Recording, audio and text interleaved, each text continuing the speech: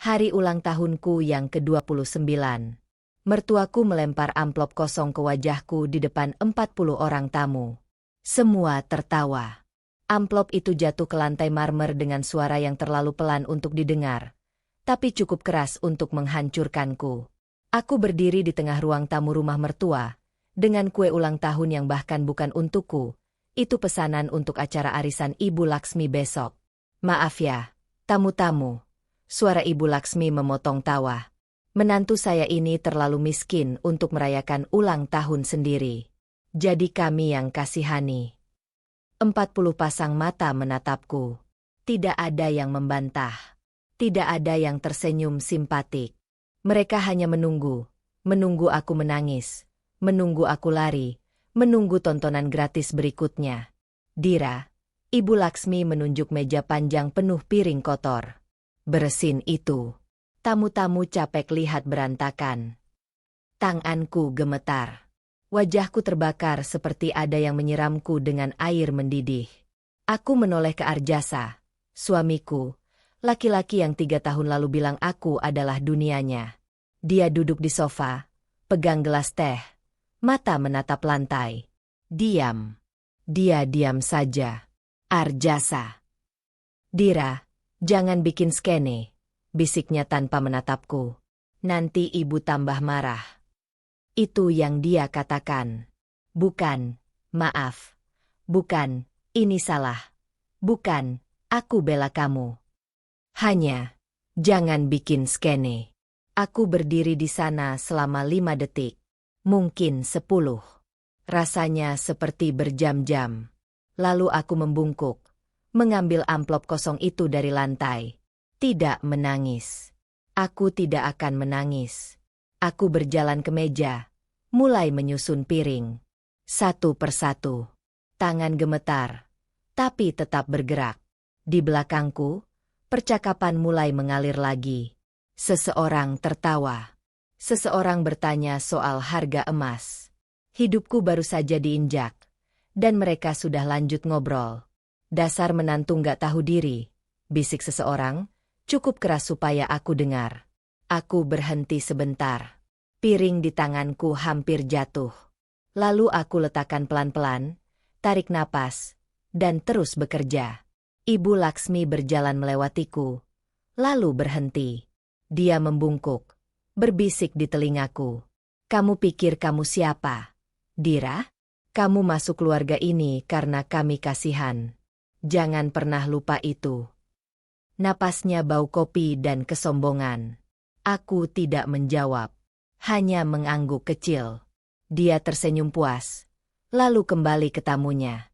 Aku selesai membersihkan meja dalam diam. Tidak ada yang berterima kasih. Tidak ada yang peduli. Saat aku berjalan ke dapur dengan nampan penuh piring kotor, aku melewati cermin besar di koridor. Aku berhenti, menatap wajahku sendiri. Mata merah, tapi kering. Bibir gemetar, tapi tertutup rapat. Aku berbisik, hanya untuk diriku sendiri. Aku akan ingat ini selamanya. Bukan janji kosong. Bukan ancaman. Hanya fakta. Aku masuk ke dapur, letakkan nampan itu, lalu tarik napas panjang.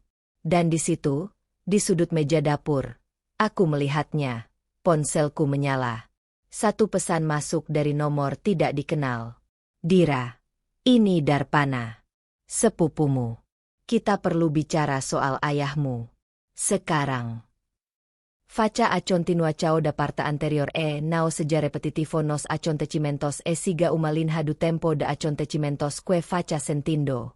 Transforma ese bloco especifico du outline texto narrativo con puntuação que faca o audio fichar totalmente humano, com 500 palavras altamente retentivo, seguindo rigorosamente as regras abaixo. Regras absolutas. 1. Narração en primeira pessoa. 2. Texto direto. Padat emocional. Tidak bertele-tele. 3. Proibido repetir. Emocoes ja expresas pensamentos semejantes informacoes que o espectador ja entendeu 4. Cada paragrafo deve conter acao consecuencia. Senao ho vermudancha, nao escreva. 5 frases curtas ou medias. Com impacto. 6 nada de introducioes. Explicaciones ou reflexiones longas. 7. Emoção deve vir do que acontece. Não de explicaciones. Estrutura obrigatoria do bloco. 1 frase. ACAO imediata ou choque 2 frase. Reacao emocional curta 3 frase. Mudancha concreta na situação última frase. Minigancho que obrigue a continuar regras de retencao. Triticas a cada 3-5 frases. Algo precisa mudar. Use. Segredos decisiones irreversibles perdas reais reflacoes parciais nunca resolva tudo no mesmo bloco. Prohibidos totais. Tanda silang flashbacks longos, tanda silang pensamentos repetidos, tanda silang frases genericas, tanda silang explicaciones obvias, tanda silang linguagem neutratom. Intenso emocional urgente natural para o público da Indonesia, tanda peringatan 2 escreva somente o texto do bloco solicitado. Tanda peringatan 2 não explique o que está fazendo.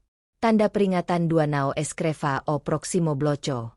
Bloco 2, primeira virada. Acontecimento.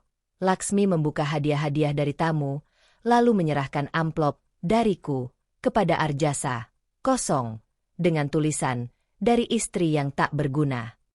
Impakto emosional. Seluruh ruangan meledak tertawa.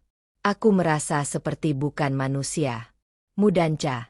Aku berdiri, tersenyum, dan berbisik pada Laksmi. Terima kasih, Bu. Saya akan ingat ini selamanya. Mostrar Mais 0939.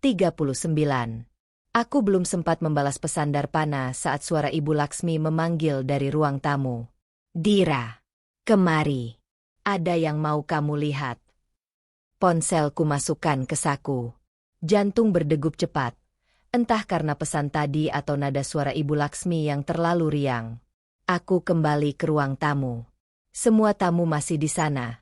Sekarang berkumpul di sekitar meja hadiah. Ibu Laksmi berdiri di tengah dengan senyum lebar.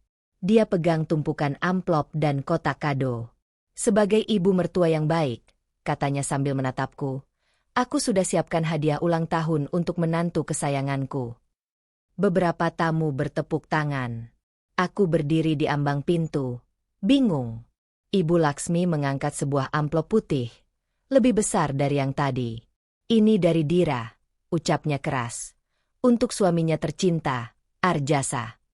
Perutku melilit. Aku tidak pernah memberi amplop itu. Arjasa berdiri, terlihat sedikit bingung tapi tersenyum. Dia terima amplop itu dari Ibu Laksmi. Buka, Mas. Seru salah satu tamu. Pasti isinya romantis. Arjasa merobek amplop itu. Wajahnya berubah. Dia keluarkan selembar kertas putih. Kosong. Benar-benar kosong. Kecuali satu kalimat di tengah, ditulis dengan spidol hitam tebal. Dari istri yang tak berguna. Ruangan hening sedetik. Lalu meledak. Tawa. Tawa keras. Tawa yang membuat dadaku sesak. Astaga, Dira. Seru Ibu Laksmi sambil memegang perutnya. Kamu ini bercanda atau gimana sih? Parah banget, sahut seorang tamu. Masa ngasih amplop kosong ke suami sendiri? Malu-maluin. Pantas aja Ibu Laksmi bilang menantu nggak tahu diri. Aku berdiri di sana, seluruh tubuh mati rasa. Arjasa menatapku, bukan dengan marah, tapi dengan kecewa. Seolah aku benar-benar melakukan itu. Dira, katanya pelan. Kenapa? Mulutku terbuka, tapi tidak ada suara keluar. Ibu Laksmi menghampiriku, masih tersenyum lebar. Dia tepuk pundakku, keras. Sudah, jangan diambil hati. Ya, Dira kan memang suka bercanda, ujarnya pada para tamu. Lalu dia condong ke telingaku, suaranya turun jadi bisikan. Sekarang semua tahu tempatmu, Dira. Aku menatap matanya. Hitam, dingin, puas. Sesuatu di dalam diriku patah. Bukan sedih, bukan marah lagi, tapi jernih. Aku mundur selangkah, lalu tersenyum. Senyum yang tidak pernah kupakai sebelumnya. Tipis, tenang, dan sangat sadar. Terima kasih, Bu. Ucapku pelan tapi cukup keras supaya dia dengar dengan jelas. Saya akan ingat ini selamanya. Ibu Laksmi tertawa, mengira itu ucapan menyerah. Tapi aku tidak menyerah. Aku hanya memutuskan sesuatu. Aku berbalik, berjalan keluar dari ruang tamu dengan kepala tegak. Di belakangku, tawa masih terdengar. Seseorang berkata, "Kasihan ya, anaknya sensitif." Aku masuk ke kamar, tutup pintu, dan langsung buka ponsel. Pesan dari Darpana masih di sana. Aku ketik cepat. Aku siap bicara. Di mana? Balasannya datang dalam 5 detik. Besok pagi. Kantor Notaris Jalan Melati 18. Bawa KTP. Ini soal warisan ayahmu. Dan Dira, jangan bilang siapa-siapa. Terutama Laksmi. Tanganku berhenti. Warisan? Ayahku meninggal 3 bulan lalu. Tidak ada yang bicara soal warisan. Tidak ada yang bilang aku punya hak apa-apa. Kecuali, aku ingat, seminggu sebelum pernikahan, Ibu Laksmi tiba-tiba jadi sangat baik padaku. Dan Arjasa, dia melamarku tepat 2 minggu setelah ayahku didiagnosis sakit keras. Jantungku berhenti sedetik, lalu berdetak sangat kencang. Pagi itu aku bangun jam 5. Arjasa masih tidur di sebelahku. Punggungnya menghadapku seperti biasa.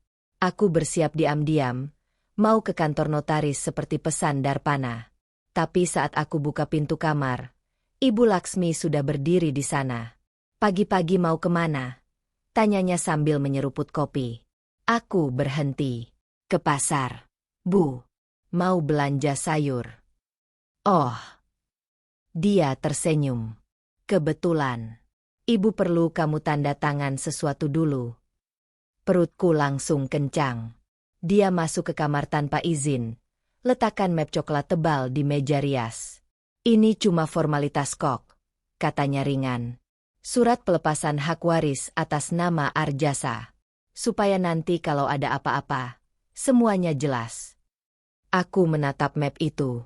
"Hak waris apa, Bu?" "Ya, dari keluargamu. Ayahmu kan sudah meninggal. Ini biar nggak ribet administrasi nanti." Tanganku dingin. "Kenapa harus sekarang?" Ibu Laksmi menatapku tajam. Senyumnya hilang. "Karena kamu bagian dari keluarga ini sekarang, Dira. Dan di keluarga ini, kita saling percaya. Atau, kamu nggak percaya sama suamimu sendiri?" Aku buka map itu. Ada 5 lembar dokumen dengan stempel notaris. Pakai bahasa hukum yang nggak ku mengerti sepenuhnya. Tapi aku ngerti satu hal. Ini bukan formalitas. Aku perlu baca dulu, Bu. "Baca apa?" Suara Arjasa dari belakang. Dia sudah bangun, berdiri di ambang pintu dengan wajah kusut. "Dira, ini cuma surat biasa. Tanda tangan aja." Aku menoleh ke suamiku. "Arjasa, ini soal warisan ayahku. Aku nggak bisa asal tanda tangan." "Warisan?" Dia tertawa kecil, tapi nggak sampai mata. "Ayahmu nggak ninggalin apa-apa, Dira. Ini cuma supaya nanti nggak ada masalah kalau keluargamu tiba-tiba muncul minta-minta." Dadaku sesak. Keluargaku nggak akan minta-minta. "Sudah." Ibu Laksmi menggebrak meja. Suaranya berubah. Keras. Dingin. "Kamu ini kenapa sih, Dira? Ibu udah baik ngasih kamu tempat tinggal, makan, hidup enak. Sekarang cuma disuruh tanda tangan surat kecil aja kok susah." Aku pegang map itu erat-erat. "Maaf, Bu. Tapi aku nggak bisa." Hening. Ibu Laksmi melangkah maju. Wajahnya cuma sejengkal dari wajahku. "Kamu nolak?" Aku menelan ludah. "Iya." Tamparan keras mendarat di pipiku. Kepalaku miring ke samping. Telinga berdengung. "Dasar nggak tahu diuntung," bentaknya. "Kamu pikir kamu siapa? Tanpa keluarga ini, Kamu cuma anak yatim gak punya apa-apa. Aku pegang pipi. Rasanya panas dan berdenyut. Arjasa berdiri di sana. Diam. Lagi. Arjasa. Bisikku, suara gemetar. Tolong. Dia menggaruk kepala. Menghindar dari tatapanku. Dira, jangan bikin ibu marah. Tanda tangan aja. Nanti kita omongin lagi. Nggak ada lagi yang tersisa di dadaku. Kosong. Aku letakkan map itu di meja. Pelan tapi tegas. Aku nggak akan tanda tangan. Ibu Laksmi tertawa. Tawa yang nggak ada lucunya sama sekali. Baik, katanya dingin. Kalau begitu, keluar dari rumah ini. Sekarang. Aku menatapnya. Ini rumah Arjasa juga. Dia suamiku. Dan dia anakku. Ibu Laksmi melipat tangan. Arjasa, usir dia. Sekarang. Aku menoleh ke Arjasa. Dia menatap lantai. Lalu mengangguk kecil. Maafin aku, Dira. Bisiknya. Tapi, mungkin kamu emang perlu pikir-pikir dulu di luar. Sesuatu di dalam diriku mati saat itu juga. Aku ambil tas kecil. Masukkan ponsel, dompet, KTP. Ibu Laksmi tersenyum puas. Kalau kamu berubah pikiran, kamu tahu harus ngapain, katanya. Aku berjalan keluar tanpa menoleh lagi. Dan saat pintu rumah itu tertutup di belakangku, aku langsung buka ponsel. Ketik cepat ke Darpana. Aku dalam perjalanan. Sekarang. Kantor notaris itu kecil. Tersembunyi di gang sempit Jalan Melati. Darpana sudah menungguku di dalam. Duduk di seberang meja kayu tua dengan tumpukan dokumen di depannya. Duduk, katanya tanpa basa-basi. Aku duduk. Tanganku masih gemetar sejak keluar dari rumah Ibu Laksmi tadi. Darpana membuka map tebal. Keluarkan satu dokumen dengan stempel resmi. Ini surat wasiat terakhir paman. Ayahmu, ujarnya. Dibuat 2 minggu sebelum dia meninggal. Aku yang jadi saksinya. Aku menatap kertas itu. Nama ayahku tertulis jelas di atas. Wirawan Adiputra. Ayahku, ninggalin wasiat. Bukan cuma wasiat. Dira. Darpana mendorong dokumen lain ke arahku. Ayahmu punya 3 perusahaan distribusi, 2 gudang besar di Surabaya, 1 rumah di Bali, dan deposito senilai 4,7 miliar. Napasku berhenti. Apa? Dan kamu satu-satunya ahli waris. Ruangan berputar. Aku pegang ujung meja supaya nggak jatuh. Tapi, ayahku nggak pernah bilang apa-apa. Dia bilang dia cuma kerja kantoran biasa. Dia sengaja nggak bilang, potong Darpana. Karena dia tahu ada orang yang ngelirik hartanya. Makanya dia bikin wasiat rahasia. Diserahin ke aku sebagai pengacara keluarga. Aku menggeleng. Ini terlalu banyak. Terlalu cepat. Kenapa baru sekarang kamu kasih tahu? Darpana menatapku tajam. Karena aku baru tahu kamu nikah sama Arjasa 3 bulan lalu. Dan pas aku cek, ternyata keluarga Arjasa udah 2 kali datang ke kantor notaris palsu. Coba bikin surat kuasa atas nama kamu. Dunia berhenti berputar. Apa maksudnya? Darpana buka laptop. Putar layar ke arahku. Di sana ada foto rekaman CCTV. Ibu Laksmi dan Arjasa masuk ke sebuah kantor. Duduk di depan meja. Bicara dengan pria berkacamata. Tanggalnya, seminggu setelah pemakaman ayahku. Mereka nyoba bikin dokumen palsu supaya warisan ayahmu bisa dialihkan ke nama Arjasa. Untung notarisnya curiga dan lapor ke kami. Aku nggak bisa bernapas. Jadi, mereka tahu? Dari awal. Darpana mengangguk pelan.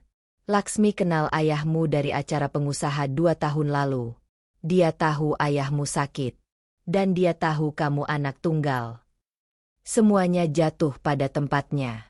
Kenapa Arjasa tiba-tiba perhatian padaku 2 tahun lalu? Kenapa Ibu Laksmi tiba-tiba baik banget pas aku bilang ayahku sakit keras? Kenapa mereka maksa nikah cepet-cepet? Cuma 3 bulan pacaran. Kenapa Ibu Laksmi maksa aku tanda tangan surat pelepasan hak waris pagi ini? Semuanya, sejak awal, adalah rencana.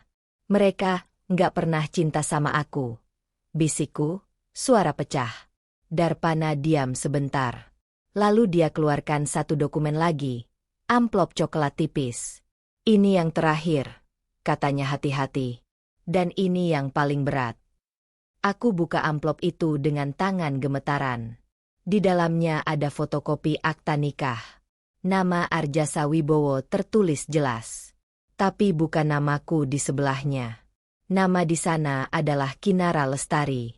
Tanggal pernikahan, 14 Agustus 2020. 5 tahun lalu. Arjasa sudah menikah, kata Darpana pelan. Dan sampai sekarang, pernikahan itu belum pernah diceraikan secara resmi. Yang artinya, pernikahanmu dengan dia nggak sah. Dira. Aku nggak nangis. Aku nggak teriak. Aku cuma duduk di sana, memegang kertas itu, merasakan seluruh hidupku hancur dalam 1 detik. 3 tahun pernikahan. Semuanya bohong. Darpana pegang tanganku. Dira, dengerin aku. Kamu punya 2 pilihan sekarang. Aku mau mereka tahu, potongku tiba-tiba. Suara datang entah dari mana. Aku mau mereka rasain apa yang aku rasain. Darpana menatapku lama. Lalu dia tersenyum tipis. Senyum yang gak ramah. Tapi, setuju. Baik. Katanya. Kalau begitu, kita mulai sekarang. Aku pulang ke rumah jam 8 malam. Lampu ruang tamu masih menyala. Arjasa duduk di sofa, pegang ponsel. Wajahnya tegang. Dia langsung berdiri saat lihat aku masuk. Dira. Kamu dari mana seharian? Ibu cari kamu terus. Aku tahu semuanya, potongku datar. Dia membeku. Tahu apa? Aku tutup pintu belakangku, kunci dari dalam. Lalu aku keluarkan fotokopi akta nikahnya dengan Kinara dari tas. Aku lempar kertas itu ke arahnya. Kertas itu jatuh di lantai. Terbuka. Nama Kinara Lestari menghadap ke atas. Wajah Arjasa berubah. Dari bingung, jadi pucat, jadi takut. Dira, ini bukan. Bukan apa? Suaraku tenang, terlalu tenang. Bukan pernikahan asli, bukan bohong, bukan penipuan. Dia mundur selangkah. Aku bisa jelasin. Jelasin apa, Arjasa? Aku melangkah maju. Kalau kamu sudah nikah 5 tahun lalu dan gak pernah cerai? Atau jelasin kenapa kamu tiba-tiba deketin aku pas ayahku sakit keras 2 tahun lalu? Tangannya gemetar. Dia buka mulut, tapi gak ada suara keluar. Atau, lanjutku, suara mulai naik. Kamu mau jelasin kenapa ibu kamu nyoba bikin dokumen palsu buat ngambil warisan ayahku? Dira, dengar. Dia coba pegang tanganku. Aku tepis tangannya keras. Jangan sentuh aku. Dia terdiam. Matanya mulai berkaca-kaca. Aku nggak punya pilihan, bisiknya akhirnya. Ibu yang maksa. Dia yang atur semuanya. Dadaku sesak. Tapi aku tetap berdiri tegak. Jadi kamu cuma boneka ibu kamu? Bukan gitu. Terus gimana? Arjasa? Gimana? Suaraku pecah sekarang. Tapi aku nggak peduli. Kamu bilang kamu cinta sama aku. Kamu bilang aku satu-satunya. Kamu bilang kita bakal tua bareng. Itu semua bohong. Dia menggeleng cepat. Air mata mulai turun. Enggak. Dira. Pada awalnya iya. Itu rencana ibu. Tapi lama-lama, aku beneran. Jangan. Aku teriak. Suara memantul di dinding. Jangan kamu bilang kamu beneran cinta sama aku sekarang. Jangan. Arjasa jatuh duduk di sofa. Kepala di tangan. Bahunya bergetar. Maafin aku. Gumamnya. Maafin aku. Dira. Aku lemah. Aku pengecut. Aku nggak berani ngelawan ibu. Aku menatapnya. Laki-laki yang 3 tahun kupikir adalah cinta sejatiku. Laki-laki yang gak pernah ada. Kamu tahu yang paling sakit? Tanyaku pelan. Tapi setiap kata terasa seperti kaca di tenggorokan. Bukan karena kamu bohong. Tapi karena aku percaya. Dia mengangkat wajah. Matanya merah. Dira. Aku percaya setiap kata yang kamu bilang. Setiap janji. Setiap senyum. Air mataku mulai turun sekarang. Panas dan gak bisa kutahan lagi. Aku pikir aku akhirnya punya keluarga setelah ayah meninggal. Tapi ternyata aku cuma uang. Arjasa menggeleng keras. Kamu bukan cuma uang. Terus aku apa? Teriakku. Aku apa buat kamu? Arjasa? Buat ibu kamu? Aku apa? Dia diam. Nggak bisa jawab. Dan di keheningan itu, aku dapat jawabannya. Aku nggak ada apa-apanya. Aku lep air mataku kasar. Tarik napas panjang. Baik, kataku. Suara kembali tenang. Sekarang aku tahu. Aku berbalik. Mau ke kamar. Dira, tunggu. Arjasa berdiri. Coba kejar aku. Kita bisa atur ini. Aku janji aku bakal cerain Kinara. Aku bakal. Aku berhenti. Nggak menoleh. Nggak usah repot. Apa? Aku menoleh setengah. Cukup buat dia lihat senyumku. Senyum yang nggak hangat. Nggak sedih. Cuma kosong. Karena besok, aku yang bakal ngatur semuanya. Matanya melebar. Maksud kamu? Tapi aku sudah masuk kamar dan tutup pintu. Aku duduk di tepi kasur. Keluarkan ponsel. Buka kontak Darpana. Ketik satu kalimat. Besok kita eksekusi. Siapkan semuanya. Keesokan sore, aku kirim undangan ke semua tamu yang datang waktu ulang tahunku kemarin. Termasuk Ibu Laksmi dan seluruh keluarga besarnya. Pesannya sederhana. Saya ingin minta maaf atas sikap saya kemarin. Saya mengundang ibu dan keluarga untuk acara kecil di rumah. Hari ini jam 7 malam. Ibu Laksmi balas dalam 5 menit. Akhirnya kamu sadar juga. Ibu tunggu kamu bersikap dewasa. Jam 7 tepat. Ruang tamu penuh. Lebih ramai dari kemarin.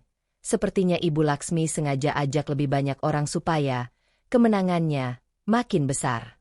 Aku berdiri di depan, pakai dress putih sederhana. Rambut diikat rapi. Tenang. Ibu Laksmi duduk di sofa tengah seperti ratu. Arjasa di sampingnya dengan wajah pucat. Dia belum tidur semalam. Aku tahu. Aku dengar dia mondar-mandir di luar kamar sampai subuh. Terima kasih sudah datang. Ucapku sambil tersenyum.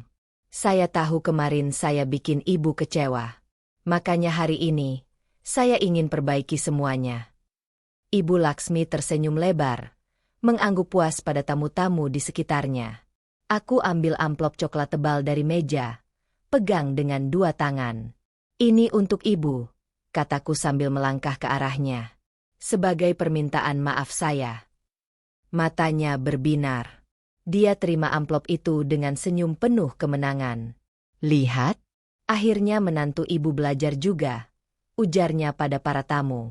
Keluarga itu harus saling mengerti. Beberapa tamu mengangguk, tersenyum. Ibu Laksmi buka amplop itu pelan-pelan. Masih tersenyum, menikmati momen ini. Tapi begitu dia keluarkan isinya, senyumnya beku. Wajahnya berubah dari puas, jadi bingung, jadi pucat, jadi panik. Foto pernikahan Arjasa dengan Kinara jatuh ke pangkuannya. Arjasa dalam jas hitam, Kinara dalam gaun pengantin putih. Keduanya tersenyum lebar. Tanggal tercetak jelas di pojok foto. 14 Agustus 2020. Apa ini? Bisik Ibu Laksmi. Suaranya bergetar. Tapi itu baru foto pertama. Dia keluarkan dokumen berikutnya. Surat kuasa penuh dari notaris resmi yang menyatakan seluruh warisan mendiang ayahku sudah dialihkan ke Yayasan Harapan Anak Yatim. Lengkap dengan stempel dan tanda tangan sah. Tangannya gemetar sekarang. Dokumen ketiga yang dia keluarkan adalah transkrip percakapan.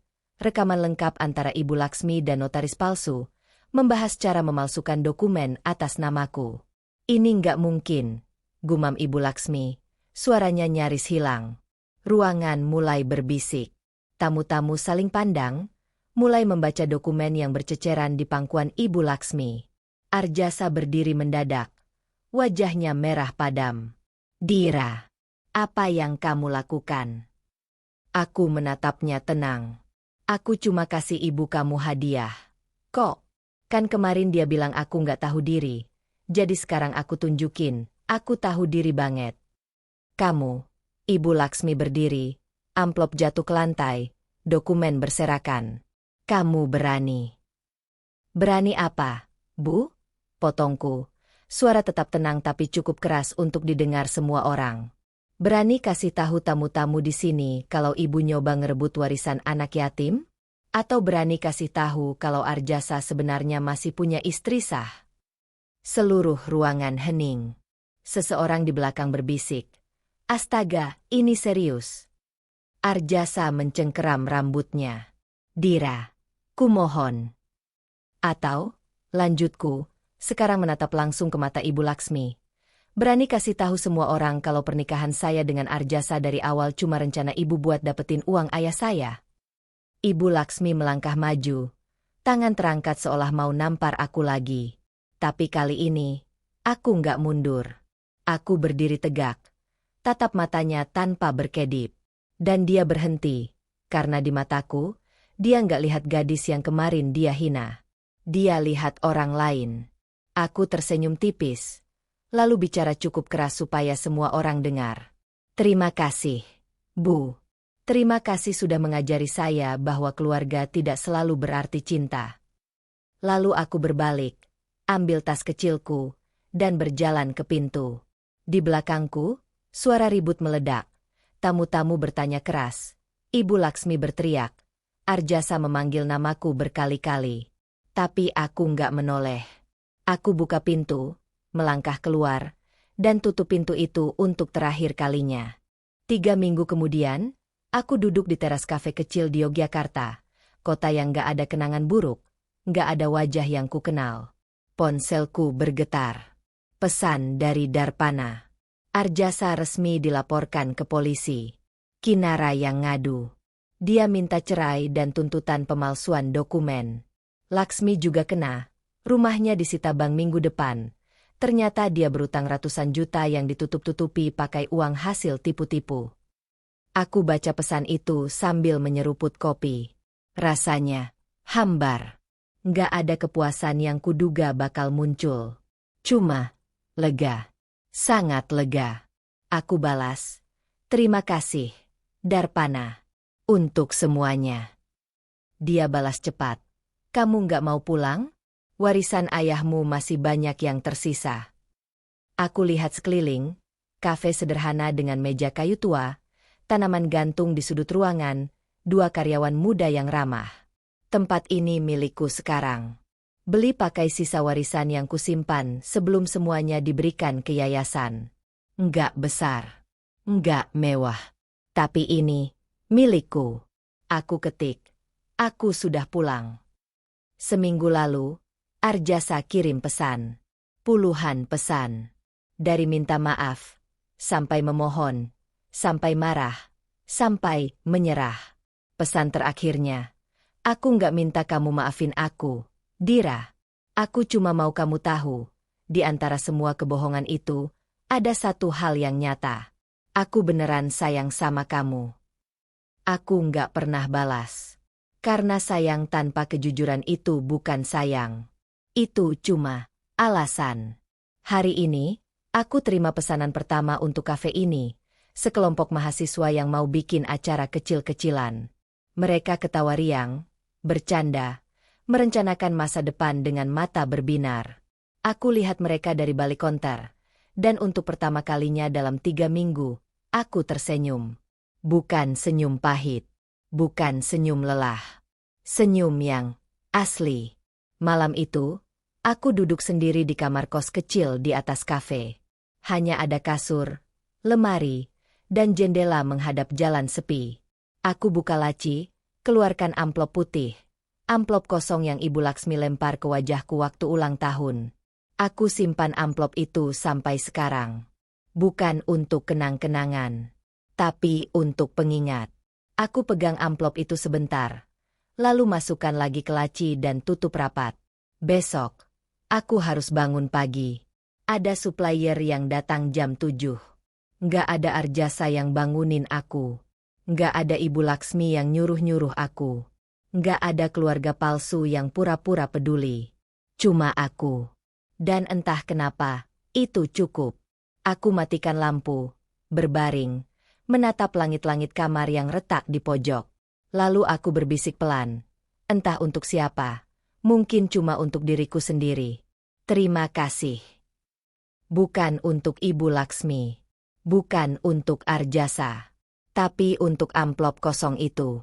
Karena kalau dia nggak melempar amplop itu ke wajahku di depan 40 orang, mungkin aku nggak akan pernah sadar. Sadar kalau aku nggak butuh keluarga yang nganggap aku beban.